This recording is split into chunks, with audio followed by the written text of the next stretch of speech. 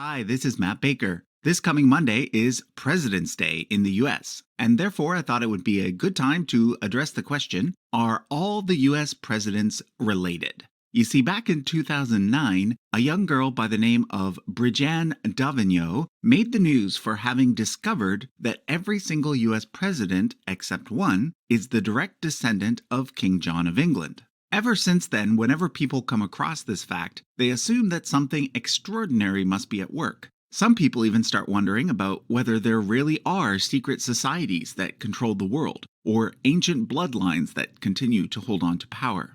Well, here's the thing. The answer to the question, are all the US presidents related, is in fact yes. Now that we know Vice President Dick Cheney and Senator Barack Obama are distant cousins, the New York Post decided to check into the genealogy of President Bush, and his family tree has people talking. Early Show national correspondent Tracy Smith has the story of George W. Bush's many relations. My honor to bring to you the 41st president, a great dad, George H.W. Bush. We all know his father, but what about his cousins? Check out this family tree, done with research by Ancestry.com. What would you say if I told you he's related to all of those people? That you're wrong. Oh, no, I'm not. Let me take you through this, branch by branch. The 101st Airborne Division, Air Assault. Vice President Dick Cheney, the man who's only a heartbeat away from the presidency, is actually a blood relation. He's President Bush's 9th cousin once removed. Cheney's cousin Barack Obama is also Bush's 11th cousin and the 9th cousin of Brad Pitt. But we're only just getting started. President Lincoln was President Bush's 7th cousin 5 times removed, and Bush shared more than just a ballot with John Kerry. That's right, they're 9th cousins twice removed. Really? What do you think of that? Yeah, they have the same chin. There's also royalty in the Bush bloodline. Princess Diana was Bush's 11th cousin twice removed. And then there's this bombshell.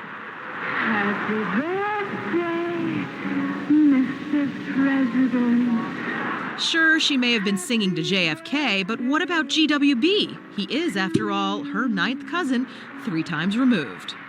Maybe it's the eyebrows. I think They have the same eyebrows? He's also related to Playboy founder Hugh Hefner, even Pocahontas, and Vlad the Impaler.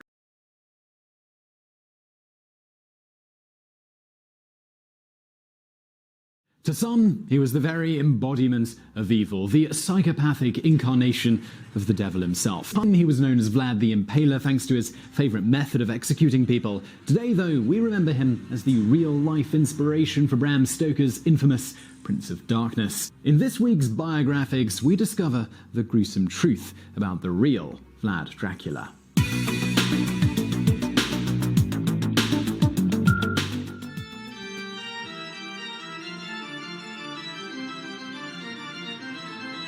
Vlad III Dracula, future Prince of Wallachia, was born in either November or December of 1431 in the northern Romanian state of Wallachia. His father, Vlad II, was to become ruler of Wallachia. In the year of his second son's birth, Vlad Sr. joined a knightly society known as the Order of the Dragon. Upon his induction, he was given the surname Dracul, which is a derivative of Drac, meaning dragon in ancient Romanian. However, in the modern Romanian language, this means devil. His son was given the name for son of Dracul, that being Dracula. The world that Vlad was born into, it was a violent one, consumed with disputes over territory and rulership. Family, name, and honor were the most important thing, something which was drummed into the boy from the start. He also understood that the goal was to push the boundaries of the empire, regardless of the cost.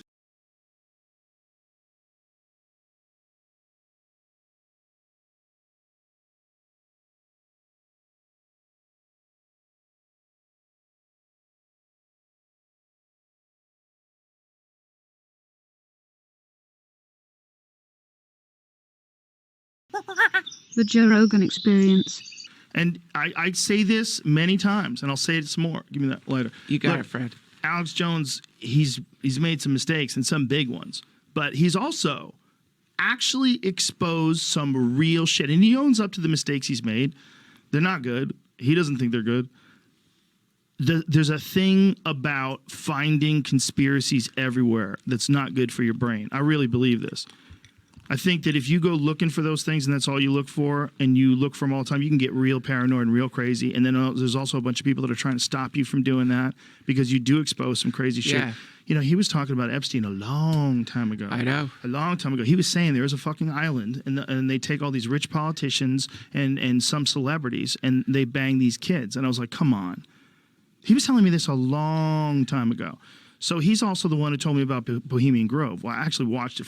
I think this tape was actually made before I met him. So he went and snuck in to this place where like former presidents go. There's a photograph of it's Ronald Reagan with Herbert Walker Bush and a couple other people all standing around. And it's like these are the people that used to hang out at this place, and they would put on robes and they would worship an owl god. They congregate and prepare themselves to properly thank their deity. Again, the 3,000-plus-year-old Moloch.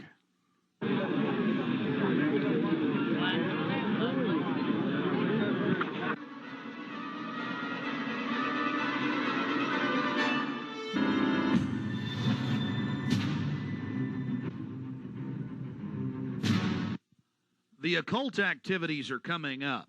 And then after the actual ritual, we're going to give you some more of the history surrounding it. But first off, I wanted to draw your attention to the program that was given out to the spectators or the viewers. I guess an occultist would call them novices who actually watched as the priest and their supporters engaged in this ancient rite. Now, you're looking at a little demon called PJ that was on the front of the actual program. It's kind of an Hieronymus Bosch style. He's got a little broom and a dustpan, and he's sweeping something up. Now, even more shocking is the figure of a human body burning in the flames. In fact, I've shown it to people that are experts in anatomy, to actual doctors, and they say that the anatomical size is that of a baby or small child. Notice how large the cranium is in comparison to the torso, that is the ribs. Understand, ladies and gentlemen, this is from the program itself given out to the establishment lackeys witnessing these sinister activities. Remember, in Babylon and Tyre, they would throw their children into fiery pits. Look at the size of the hands compared to the rest of the body. Only children show these anatomical details. Now, of course, it's been airbrushed in, but it shows the psychology. One last question.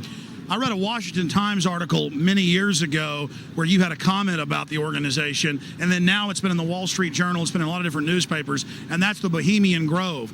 And back in, 1996, when you joined as a Clinton advisor, the Republicans were criticizing you, oh, what about Bohemian Grove? And then you countered them by saying, hey, I don't run around in the woods naked. What did that mean?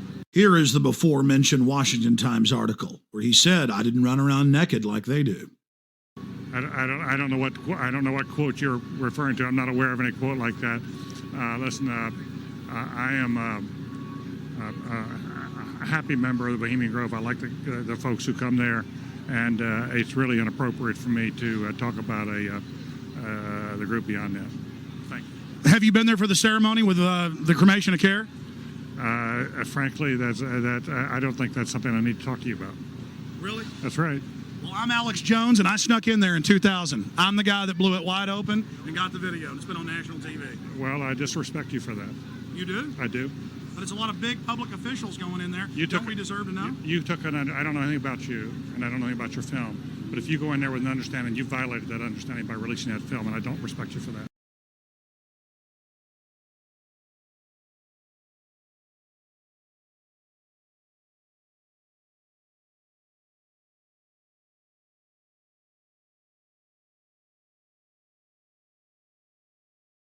Humorists like Mark Katz, a former Clinton speechwriter, can't resist. It raises the question about, if what's wrong with our political process is congenital, and perhaps one day it can be cured at birth.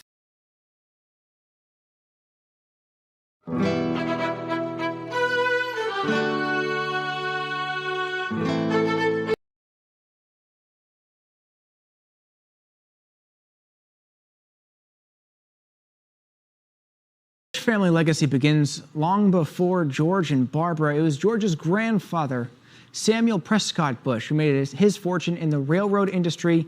The ties to Kenny Bunkport started with George's maternal grandfather, that would be George Herbert Walker, an investment banker. Prince Charles regularly talks up his direct bloodline with the country's most famous anti-hero.